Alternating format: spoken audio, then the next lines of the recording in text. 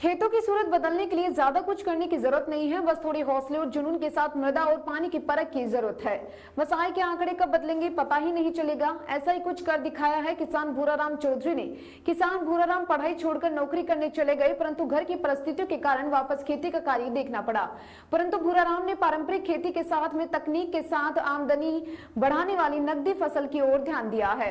किसान भूराराम का कहना है कि स्वयं की 2 हेक्टेयर भूमि है जिस पर 1000 अनार के पौधे लगाए दिए गए हैं तथा शेष जमीन पर मिर्ची की खेती करते हैं और पास में दूसरी जमीन पारंपरिक तरीके पर बटाईदार पर खेती करते हैं। किसान बताते हैं कि मैंने खेती करने से पहले काफी लोगों से अनुभव लिया, उसके बाद अनार की फसल लगाने का चयन किया और वो भी जैविक तरीके से। मैंने अनार लगाने के बाद जैविक खेती मित्र रमेश आंजना का सहयोग लिया, जिससे मुझे काफी आसान हो गया।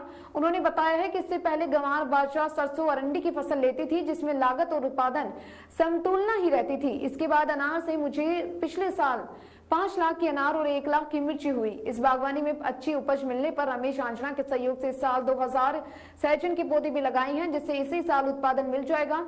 वरना मिर्ची के अच्छे भाव के चलते इस साल मिर्ची का भी उत्पादन होगा।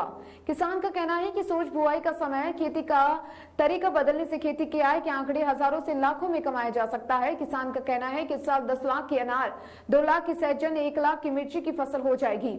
पशुपालन को बढ़ावा, पशुओं से 3 लाख।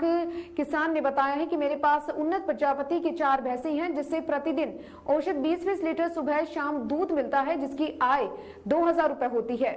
ऐसे दूध और खाद्य से सालाना 3 लाख से अधिक आय होती है। स्वयं ने खेती की कमान संभाली है, भाई की दिलवाई नौकरी। इसके साथ ही किसान ने परिस्थितियों के अनुसार स्वयं की पढ़ाई छोड़कर खेती की कमान संभाली तथा अपने छोटे भाई रामाराम को पढ़ाई के लिए प्रेरित करता रहे और तथा नर्सिंग के लिए गंगानेर भेजकर तैयारी करवाई। 2019 में केंद्रीय रेलवे की भर्ती RRB में भर्ती में अंतिम रूप से चयनित हो गई। वर्तमान में रामाराम आसाम में रेलवे हॉस्पिटल में कार्यरत है।